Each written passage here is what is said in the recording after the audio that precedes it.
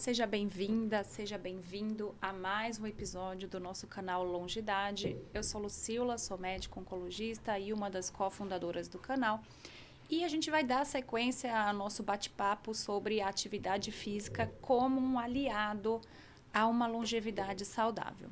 Não se esqueça, eu vou reforçar, segue a gente, acompanha a gente nas redes sociais, se inscreve no nosso canal e vamos divulgar essas informações tão importantes. Então, no episódio anterior, a gente conversou um pouco sobre como a atividade física contribui para uma vida mais longeva, os benefícios diretos e indiretos de você se exercitar. E hoje a gente vai conversar sobre aspectos mais práticos, né? Como eu inicio uma atividade física, tem algum profissional que eu tenho que procurar? Para isso, a gente está aqui com o Diego, que vocês já conheceram no outro episódio. O Diego é educador físico, fisiologista do esporte e CEO da DLB Assessoria Esportiva. Bem-vindo, Diego. Obrigado. E a Poliana. A Poliana é a nossa geriatra, também cofundadora do canal. Obrigada, Poli. Vai ser um prazer estar aqui com vocês. Vamos bater um papo bom aqui. Poli, vamos trazer agora essa conversa da atividade física para o consultório médico. Então, na sua rotina ali de uma avaliação geriátrica de um paciente que chegou para consultar com você, você costuma perguntar para ele, você faz atividade física há quantos minutos, aquela questão da recomendação da OMS, como que é a sua abordagem com essa pessoa? Não, é fundamental, né? Esse é um questionamento importante até para a gente entender a capacidade física, né, dessa pessoa, independente até se for um idoso. A gente pergunta para pessoas mais jovens, né, para adultos mais jovens que nos procuram também no consultório, e isso é fundamental, né, você entender se ele faz ou não atividade física, que tipo de atividade física que ele faz, quantas vezes na semana ele consegue fazer, se ele está conseguindo encaixar isso na rotina dele, né, são coisas importantes da gente perguntar. Até para a gente entender, minha atividade física eu faço alongamento 3 vezes por semana, ou não, é um paciente que faz musculação, que faz outros tipos de atividade mais variados. Esses dias no consultório até chegou uma paciente nova, eu fui perguntar, ela falou, eu faço pilates 2 vezes por semana, musculação 2 vezes por semana, yoga acho que 1 vez na semana. E aí, no meio, depois da consulta, ela falou assim, doutora, esqueci de te falar, eu faço trekking. Nossa, sensacional, 75 né? anos, Sensacional, né? que inveja. Então, são coisas interessantes, né? E que, às vezes, a gente não espera. Mas aí, você já tem uma noção da capacidade física e do potencial de funcionalidade desse paciente melhor. Então, é fundamental abordar a atividade física. Diego, eu vou fazer essa pergunta para você também, né? Aquele idoso que chegou lá na sua academia, no seu estúdio, vai fazer atividade física. O que você pergunta para ele também para pensar em qual que é o treino, o exercício mais adequado? Existe uma preocupação inicial de saber o que trouxe ele até ao estúdio, né? O que ele está procurando ali, se existe uma indicação médica, qual o histórico dele com o exercício, com a atividade física, se ele já praticou em algum momento da vida, se ele tem uma lesão que seja significativa, se ele tem alterações de exames ali que a gente tem que considerar no planejamento de treino dele. Então, como a gente disse, a proposta ela precisa ser a mais individual possível. E não necessariamente o acompanhamento precisa ser individual. Ele pode estar numa aula em grupo, que às vezes é até bom. Mas o profissional que coordena aquela atividade tem que entender que ali, por mais que sejam pessoas, às vezes, com a mesma característica, vão ter necessidades específicas, né? E a gente precisa saber quais são. Então, saber a disponibilidade dele, o que mais atrai ele em relação à atividade física, né? Para a gente também não propor algo que vai ser maçante e em pouco tempo ele vai abrir mão de estar lá. Então, é um conjunto de questões que são do ponto de vista físico, como ele está, e também em relação à rotina dele. A gente precisa ter toda a informação ajuda na hora de elaborar uma proposta, né? E, Poliana, assim, obrigatoriamente tem que fazer exame antes de começar uma atividade física? Tem algumas coisas que são importantes a gente saber, tá? Quando o paciente te procura, ele não tem o hábito de fazer atividade física e vai começar. Eu acho que uma das coisas que chama a atenção de todo mundo e que passa na cabeça da maioria das pessoas é você avaliar a condição cardiovascular, né, desse paciente. Então, é importante a gente saber se ele tem fatores de risco para doença cardiovascular, tabagismo, diabetes, né, sobrepeso, obesidade, enfim, condições que possam colocá-lo em risco. É importante a gente ter algumas provas cardiológicas básicas, né? Eletrocardiograma, tem algumas recomendações, tem várias recomendações de várias sociedades a respeito da avaliação cardiológica para atividade física, né? Então, se o paciente tem muito fator de risco, um teste de esforço, por exemplo, para saber se esse paciente tem risco de fazer uma isquemia ao esforço, né? De fazer um infarto ao esforço. Avaliação, às vezes, se esse paciente já tem história prévia, né, de algum evento cardiovascular, de algum infarto, às vezes a gente precisa, né, de uma avaliação mais profunda. Agora, uma coisa que a gente esquece muitas vezes, que a gente também precisa ter o olhar, é para a condição osteoarticular desse paciente, né? É importante que a gente dê essa informação também para o educador físico, né? Que a gente informe esse paciente, que a gente peça para que ele comunique, para que o educador também possa saber que tipo de atividade esse paciente pode fazer, né? Pacientes com osteoporose importante, ele pode fazer atividade física, mas tem alguns cuidados que a gente precisa tomar, né? Então, a depender da patologia que esse paciente tem, é importante que a gente dê orientações específicas e faça avaliações específicas, tá? Então, é importante a gente entender quais são as comorbidades e quais são os objetivos, quais são as metas também, né? Dessa pessoa que está procurando agora iniciar a atividade física. Eu acho que estabelecer as metas provavelmente é o mais importante, né? Porque senão você indica uma atividade que não agrada em detrimento de outra. E na sua experiência, Diego, no seu dia a dia, o que mais agrada o público idoso? Existe uma atividade? Hoje em dia a gente vê um monte de estúdio de pilates. Existe algum esporte assim para o idoso ou não? Eu parto do princípio que o idoso ele precisa se sentir seguro onde ele está, né? E você pode passar essa segurança fazendo qualquer tipo de exercício, né? É claro que tem exercícios que oferecem um risco maior de lesão e exercícios que oferecem um risco menor de lesão. Então, mas muito passa de como o profissional está colocando aquele conteúdo, né? Então, a gente falou da musculação. A musculação, a princípio, não atrai o idoso, ele não gosta.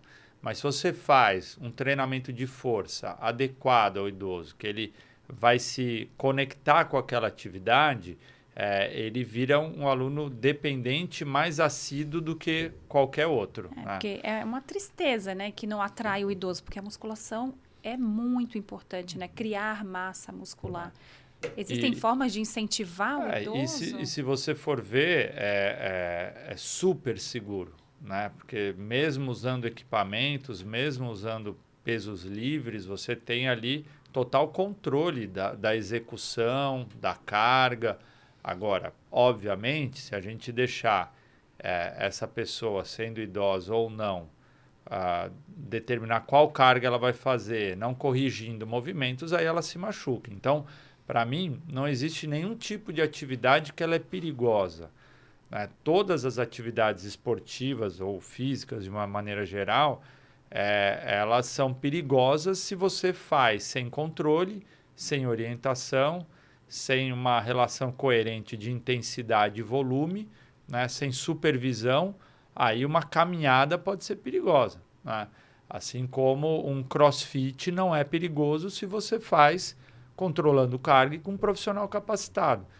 Então, aí você vai ter que adaptar a proposta para as restrições que aquele aluno está te apresentando.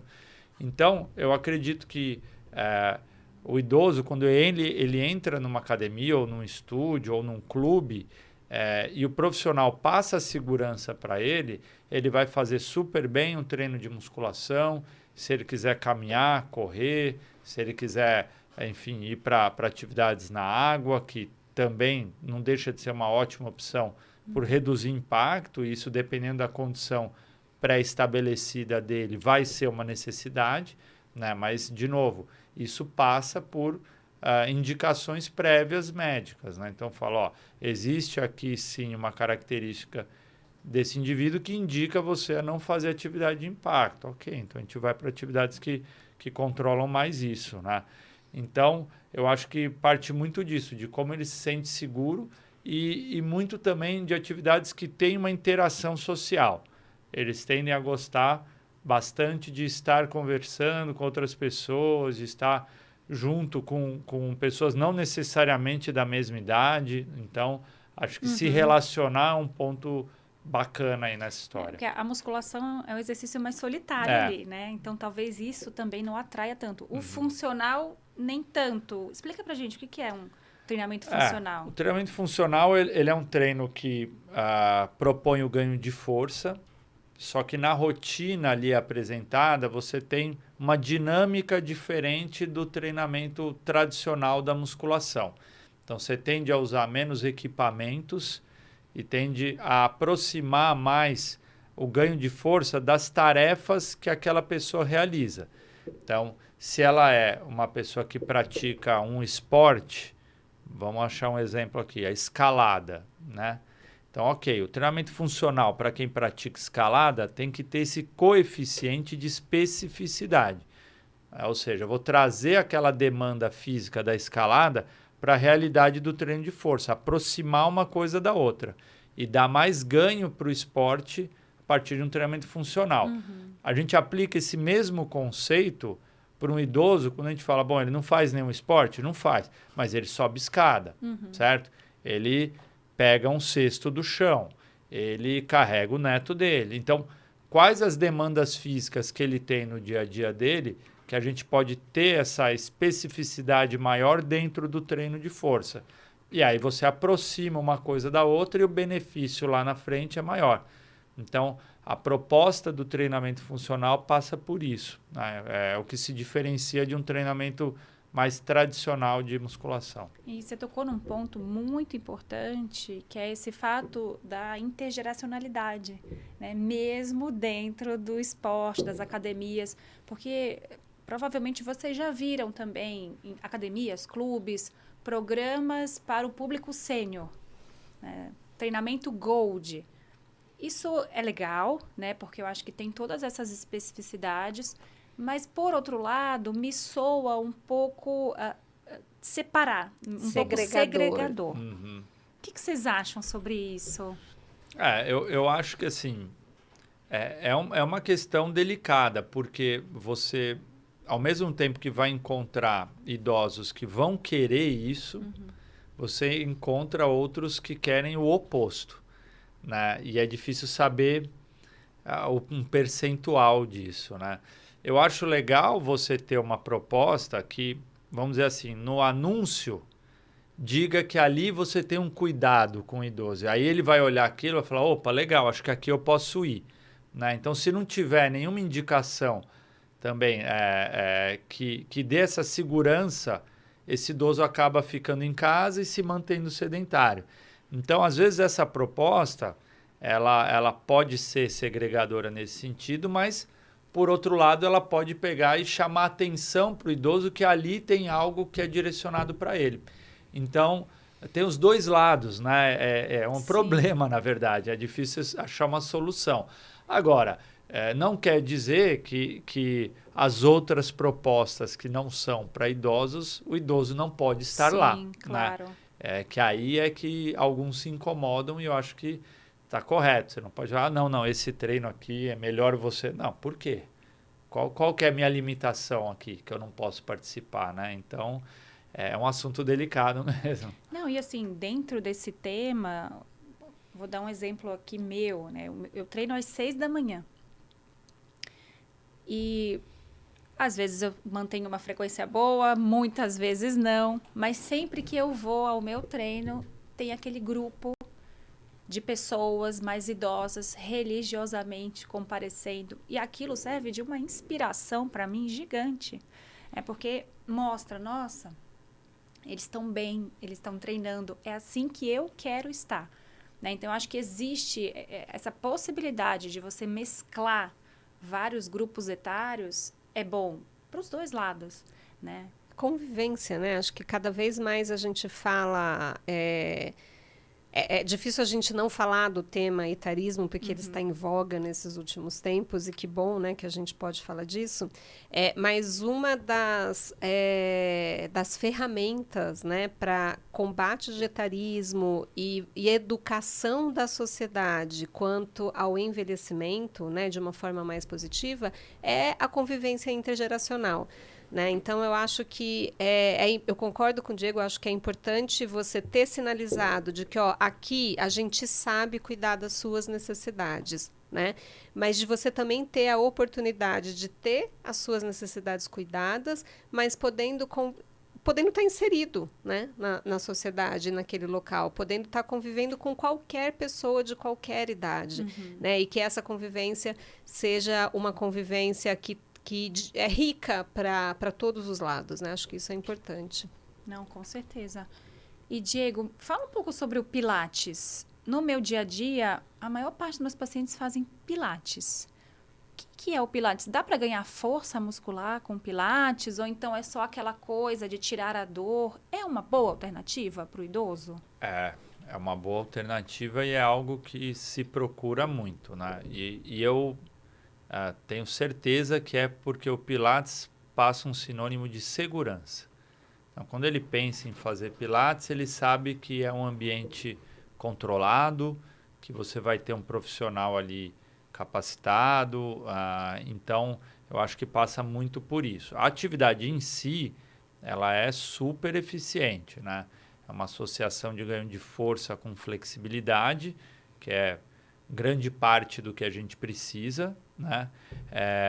Dentro de um método que é comprovadamente eficiente, só que aí você precisa, obviamente, ter um profissional ali qualificado, treinado, experiente, né? Principalmente para atender idoso, e traz os benefícios que geralmente são as indicações médicas, né? Então, o médico ele tende a trabalhar muito essa questão de ganho de força e flexibilidade, realmente que é muito importante. Não é uma atividade que trabalha todos os componentes de uma condição física ideal, mas nenhuma atividade faz isso, né? Então, por outro lado, é algo que não tem um gasto calórico tão alto, porque são posições mais neutras, né? Enfim, a característica geralmente é uma atividade mais calma, vamos dizer assim, né? Mas você tem a resistência, não de pesos ali na maioria das vezes, mas de molas, porque os equipamentos têm molas e cada mola tem uma tensão. Então, você consegue sim oferecer um treino bem intenso se você quiser. Então, a evolução do Pilates ela é muito grande, né? Então, acho que é uma atividade sim muito recomendada. Tem a grande vantagem aí de ser atividade que você tem uma metodologia específica e comprovada, que eu acho que é a grande vantagem, né? E a boa hidroginástica? Ainda tem espaço? Não, tem. Nossa, eu acho que é excelente. O ponto que eu levanto da hidroginástica é assim, é o cuidado que a gente tem que ter quando recomenda a hidroginástica como a única opção, né? E isso, assim, era muito comum. Eu peguei essa época, né, de receber muita orientação médica dizendo, vai para hidro. Aí você começa a entender, será que realmente a hidroginástica é a melhor alternativa? Porque pedir para alguém fazer hidroginástica ou fazer natação primeiro, colocar aquela pessoa na condição de que ela tem que procurar uma piscina, que não é a coisa mais simples, não é a coisa mais barata, né? Que ela vai ter que pôr uma sunga, um maiô, que muitas vezes não é a coisa mais agradável, dependendo da condição física, entra a questão estética. Então, são vários poréns que a gente põe, né, que me fazem questionar se a gente tem que colocar aquilo como a única opção. Pode né? ser barreira, né? Pode ser uma barreira, São né? A barreiras. pessoa mais recatada, não quer se sentir exposta, né? Exato. O fato de falar assim, então põe uma sunga e vai para uma academia lá. Tem muita gente que, independente do que você está falando, fala, não, prefiro não, tal. Enquanto se você pegasse e falasse, de repente fazer uma caminhada no teu condomínio, na praça do lado de casa e tal. Então, são questões, claro, a gente tem que analisar cada caso, essa indicação, muitas vezes de ir para uma hidroginástica talvez seja realmente a única alternativa para aquele indivíduo, mas em muitas situações não é. A gente pode tentar perguntar o que você gosta de fazer, né? Que atividade física te atrai, faria você ter frequência? Porque sem frequência nenhuma atividade funciona, né? Seja qual for, pode ser qualquer uma que a gente escolher.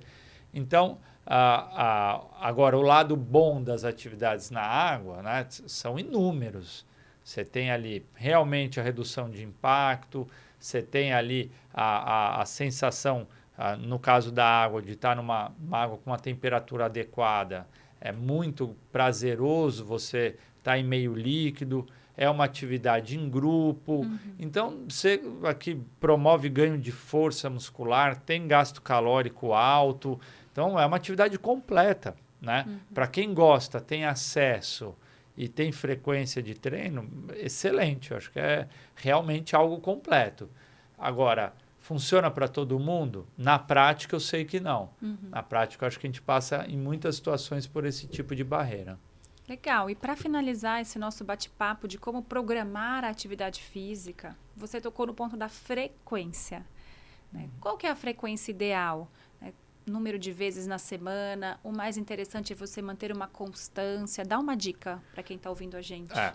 Eu acho que assim, uma coisa legal de pensar é que existe um mínimo indicado, a gente já falou disso, entre 150 e 300 minutos. Se a atividade é mais intensa, você tem uma necessidade menor de minutos na semana, né? Se é uma atividade mais moderada, chega a esses 300 minutos e tal. A frequência depende um pouco disso, né? O que a gente teria que tomar cuidado é passar a informação que as atividades em dias consequentes, assim, um dia na sequência do outro, sendo o mesmo estímulo físico, ela te leva a uma sobrecarga, né? Então, eu posso caminhar todos os dias? Pode, mas aí você tem que tomar cuidado com o volume e com a intensidade dessa caminhada. Eu posso correr todos os dias? É o mesmo conceito. Posso fazer musculação todos os dias? É o mesmo princípio. Se eu trabalhar o mesmo músculo na academia todos os dias, a tendência é eu sentir sobrecarga disso. Então, eu tenho que alternar o estímulo físico para poder deixar um período de descanso, porque a recuperação ela é tão importante quanto o estímulo, né? No caso do ganho de força, eu dependo da recuperação do músculo para ele ter uma nova síntese proteica ali e gerar o ganho de massa muscular. Então, não adianta eu somar exercícios sem ter esse período correto de recuperação. Geralmente, a gente indica de 3 a 4 vezes por semana e aí você vai incorporar isso na rotina dentro do que é possível, né? Mas depende muito da disponibilidade. Você sabe que as pessoas sempre perguntam, né? Assim, a pessoa não tem disponibilidade grande para treinar durante a semana. Adianta eu concentrar meu treino no sábado e no domingo? Então, se você for somar o que você precisaria ter tido de estímulo durante a semana, somar tudo e colocar em um dia, não adianta, né? Não, exatamente por isso, porque você vai estar expondo o teu corpo a uma carga muito grande de atividade física, sendo que você não fez durante a semana exercício para se preparar para aquilo. Então, provavelmente, você vai sentir um padrão de dor muscular muito grande no outro dia, um desgaste, vai se expor a lesões. Então, a estratégia que funciona é a gente fracionar o treino ao longo da semana, variar o estímulo e não deixar assim, esse acúmulo de gasto calórico para um dia só, né? Gente, espero que vocês tenham gostado. O pessoal que está ouvindo a gente, muito obrigado, Diego e Poliana. Então, vamos correr, se inscrever em alguma atividade física, porque isso é um aliado importante na nossa saúde. E não deixe de se inscrever no nosso canal para ter acesso a esse conteúdo e outros. Até o próximo episódio.